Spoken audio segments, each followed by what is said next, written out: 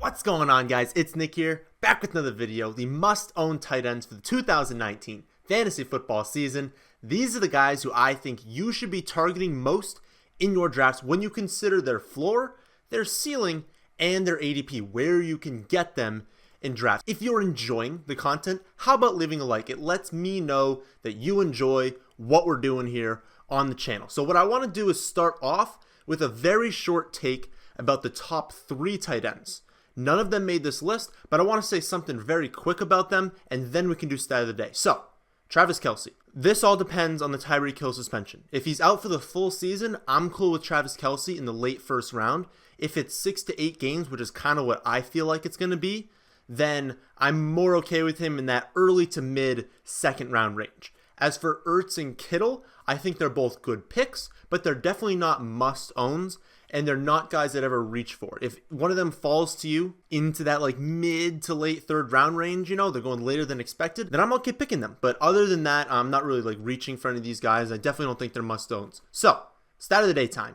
Yesterday's answer was Chester Rogers, and as of recording right now, no one's gotten it, but it's still early, so maybe someone will. Today, since we're talking about tight ends, among tight ends with at least 30 targets, who had PFF's best drop grade? And having a high drop grade is a good thing. So if you have a low drop grade, it means you drop a lot of balls. High one means that you don't. 30 or more targets, who had the best drop grade? Also, a reminder to everyone that our draft package is now available. We offer more information than most of the industry for a fraction of the cost. So if you want to dominate your league, then head on over to thefantasyfootballadvice.com and check out our draft package. But let's start talking about some tight ends. And the first one I have for you guys is OJ Howard. And after Adam Humphries and Deshaun Jackson left, there are now 229 vacated targets in the passing game. This is going to be an extremely consolidated pass attack, and they're going to be inside the top 10 in pass volume. The Bucs have ranked 5th and 4th in pass attempts over the last 2 seasons, and that's absolutely not going to change with Bruce Arians coming to town. So regardless of how you view Winston, I know that the community is kind of split on him. Some guys think he's really great. I mean, I don't think anyone thinks he's a great quarterback, but for fantasy purposes, he can be great, and there's some people who view him that way, and there's some people who say he stinks. But that doesn't matter. It legitimately does not matter how good you think Winston is. The opportunity is there for Howard to have a third-year breakout. Look what I have on the screen right now. This is OJ Howard's game log when he has 4 or more targets. 4 targets is not that many targets in a game. Find a bust.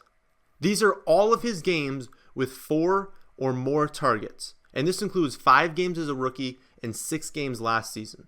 There are a few okay games. I'm not saying that every single one of these games is a monster performance, but he was never held under 52 receiving yards, and he caught 10 touchdowns in the 12 games.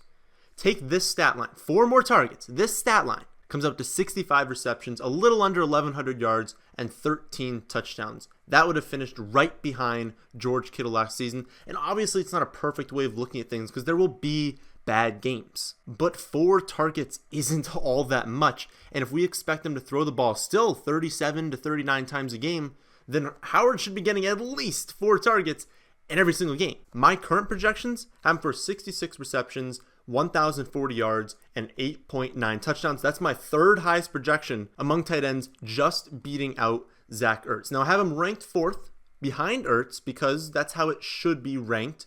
Ertz is safer, and Ertz has shown to have massive upside, but Howard is the clear-cut number 4 tight end, and he comes at a discount. Remember, he's not going right next to Ertz and Kittle. He's going a few rounds later. So I love grabbing him in that mid-5th round range because I believe that he has the same amount of upside that Ertz and Kittle do for fantasy. And he's especially good in that range if you're, in your draft and you just don't love the options at running back and wide receiver. Like, you should probably like someone in each of the first 4 rounds. I mean, there's pretty good talent. But if you get to the 5th round, you're like, listen, I don't really like any of these guys. I'm reaching if I draft anyone. Grab Howard, because he's going to be a phenomenal tight end. And this is a spot in the draft you've already taken likely 2 running back, 2 wide receiver, or maybe 1 of one position, 3 of another. You can afford to take a tight end. So love OJ Howard this season. The next guy is Vance McDonald. If you look at Vance McDonald's game logs, then you're probably wondering why he's on this list. 2 career games over 1,000 yards, just 5 career games over 4 receptions, and he suffered a bunch of injuries. But here's the thing, even if we take all of that into consideration, he still has so much more going in his favor. Antonio Brown and Team Rocket have left behind 207 targets last season. That's a lot of targets left by 2 players, and while I do expect the Steelers to run the ball more than they did last year, I mean, they ranked first in pass attempts by over 3 per game, it's still the Steelers. Will they have 43.1 pass attempts per game? No, they are not going to do that. But they're still going to throw the ball a ton, so they're going to be one of the more pass-heavy teams in the league.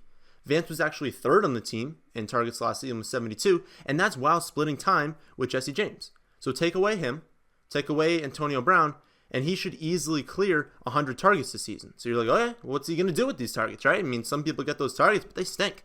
Well, he was 2nd in broken tackles, 3rd in yards after the catch, and 10th in hog rate among tight ends last season. So he's a guy who's in line to see the 5th or 6th most targets among tight ends, and he's one of the better tight ends after the catch. So this could be a monster breakout season for Vance, and if you're someone who's like, listen, that injury history scares me, I get it. You can take another guy on this list. But I do like shooting for upside with my tight end because it can be a big difference maker. If he hits his ceiling, that's a huge difference maker for your roster in that 7th and 8th round range that other guys don't have. So you're really shooting for the ceiling with Vance.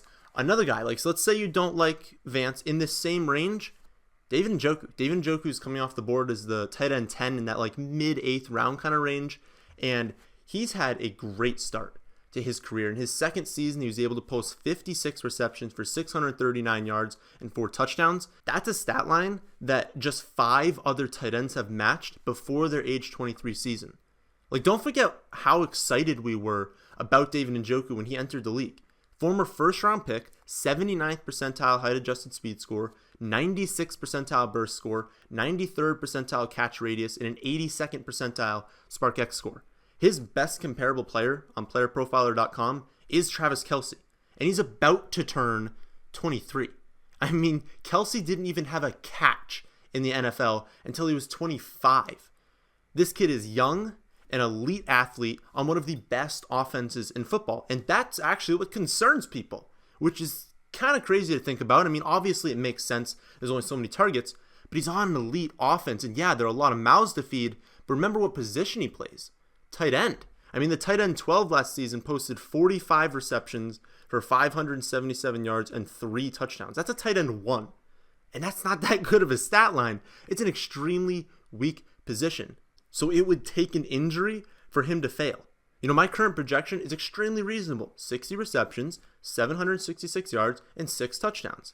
Well, that's the 7th highest projection I have among tight ends, and he's my tight end 7, but he's being taken in the mid 8th round as the tight end 10. He just can't fail. At that ranking and where he's going in drafts, he cannot fail unless he gets hurt, and there's no concerning injury history to worry about. So I love drafting him. But let's move later. Maybe you're one of those people who they're like, nah, man, I just can't spend that early round pick on Kelce and Kittle and Ertz, and I know I really like these tight ends, but maybe they get sniped right before you, or maybe you just like loading up on skill position players and just foregoing tight end to the later rounds. Well, I got 3 guys for you that are going in the 13th round and later that I am very comfortable drafting. Well, okay. I'm not very comfortable drafting the last one as my tight end 1, but I'll get to him after. I am comfortable drafting these next 2 as my tight end 1, and the first one is Mark Andrews. Mark Andrews is the 20th tight end off the board, and I do expect that he's a guy that the industry will hype up throughout the summer, but I don't expect his ADP to go very high. Because remember, he's on an offense that's very run heavy, and everyone knows they have a bunch of tight ends. So even when people hear the industry being like, oh man, this Mark Andrews guy is really good, he's going to have a good year, people are going to be like, yeah, but they run the ball a ton, there's a bunch of tight ends, I'm not drafting him. That's what you're going to hear. Some people get hyped up and they're like, ooh, yeah, I can jump on board with that. Not Mark Andrews. I really don't expect his ADP to rise that much, and especially in hometown leagues. If you're in a higher stakes league, maybe he gets hyped up a little bit more. But in your home leagues, I don't expect him to be going high at all in drafts. And while he didn't have as good of a rookie season as the player I'm about to talk about, he still posted 34 receptions for 552 yards and 3 touchdowns.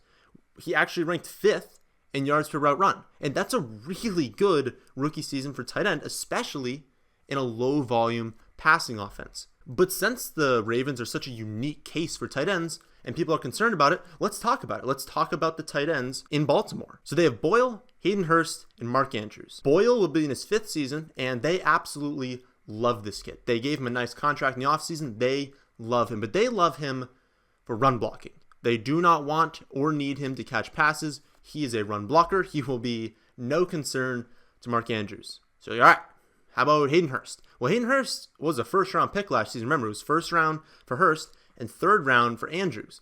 And like Andrews, Hurst is supposed to excel in the passing game. However, he didn't have a very good season last year. And while injuries did play a big part of that, listen, it wasn't good. And Mark Andrews crushed it. And the reports are out of camp that Mark Andrews is crushing it again. So until we see Hayden Hurst put it together, we can't expect him to take over as the one. And the reports are from every beat writer that Hayden Hurst will not be the one. It's going to be Mark Andrews. And if that's the case, then he's an absolute steal as late as he's going. And my projection is not crazy on him. I have him for 42, 703, and 3.6, which gives him the 13th highest projection among tight ends, although I do have him ranked at 17. You say, well, why is that? Well, because there is risk there. There is risk. 1, low volume passing offense. 2, the tight ends. Everything that I said before, it's a true statement. There's a chance that Hayden Hurst puts it together this season while he's fully healthy, but he's going as the tight end 20. So I'm comfortable ranking him as the tight end 17 because it still means you guys can draft him. But I do want to say, let's say Hurst gets hurt again, or if the reports are, like in the preseason, that no, this is all Mark Andrews' job, he's going to rise. He's going to rise up my board from tight end 17. But again, like I said, even at tight end 17, there's plenty of room for you guys to draft him. You barely even have to reach because he's going in like the 13th, 14th round. But the guy I like the most coming off the board at the tight end 21 is Chris Herndon. And I know what you're thinking. You're saying, but Nick, isn't he going to be suspended? Yeah, probably for 2 games. But here's the thing. It's only 2 games, which is easy to find a replacement for. And now that people know this, his ADP has dropped to the 14th round. Before this news came out, he was going in the 11th round, likely going to climb into the 10th round. And if you just get Herndon plus replacement, that's going to exceed value. And to be honest, a strategy I'm likely to use is either Mark Andrews with Herndon or Herndon with the next guy I'm going to talk about in the final 2 rounds of your draft. The Jets offense actually looks decent this year. And I'm not saying they're going to be decent, but on paper, they at least look decent. And we saw flashes of what they're capable of last season. This year, I expect them to take another step forward. Sam Darnold was PFF's top-rated quarterback over the final 4 weeks of the season, which is coincidentally, when he returned from his foot injury. Herndon was their 7th rated tight end over that same stretch, and Herndon posted 39 receptions for 502 yards and 3 touchdowns in his rookie season, and that might not seem like a good stat line. But again, 1, tight ends don't do much. 2, rookie tight ends don't do much at all. 3, that was through just 14 games, and it's still ranked as the tight end 15. So how about this stat? Since 1975, just 2 other tight ends have posted those numbers in all those categories. 39 for 502 and 3. 2 other tight ends have done that in their rookie season at age 22 or younger. Their names are Aaron Hernandez and Rob Gronkowski. That's it. Those are the only people who've been that young in their rookie season and have posted that stat line. Herndon has absolutely nobody on the depth chart behind him, and we saw what he's capable of towards the end of last season. In fact, not many people know this, but Herndon lined up in the slot 22% of his snaps last season, including 37% of his snaps on week 13 on. This guy is going to have a great season, and all you have to do is survive the 2-game suspension with any replacement level player. The last guy I'm going to talk about is an option you can go after if you end up drafting Herndon, or if you're upside hunting for a league-winning tight end. Because remember, there are going to be a solid amount of tight ends that just do fine, like they just get you a few points each week, but very few tight ends going the back half of drafts have the same amount of upside as Jordan Reed. Look back to last season's stat line. He was the tight end 16, even scoring just 2 touchdowns through 13 weeks. And obviously, the through 13 weeks thing was actually, oh my goodness, he's played 13 weeks last season. He finally stayed healthy. But if Haskins is starting the season, which I think he will, then there's a non-zero chance that Reed can put together some solid weeks for fantasy. I never draft players with the intent of trading them, but there's a chance that he gets hot. I mean, he's got the upside to get hot over the first month where you can dump him in a trade. So do I feel good about him as my tight end one?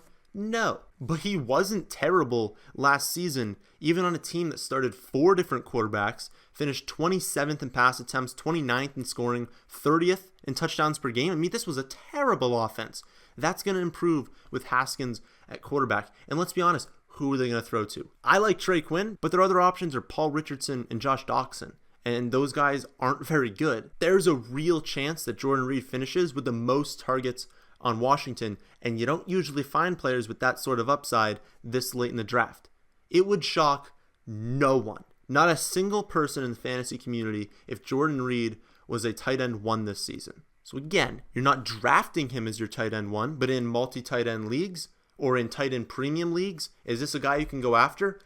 Absolutely, because he's shown us the upside to dominate, and honestly, there's no one else. There's just no one else to throw to on this offense. So if he's healthy, he's going to get the football. So remember, our draft package is now available. It offers more information than almost every single site in the industry for a fraction of the cost. But that, my friends, that is the end of this video. I hope you guys did enjoy. If you did, how about you leave a like button? If you're new here, how about you subscribe? But that's the end of this one, and thanks for watching.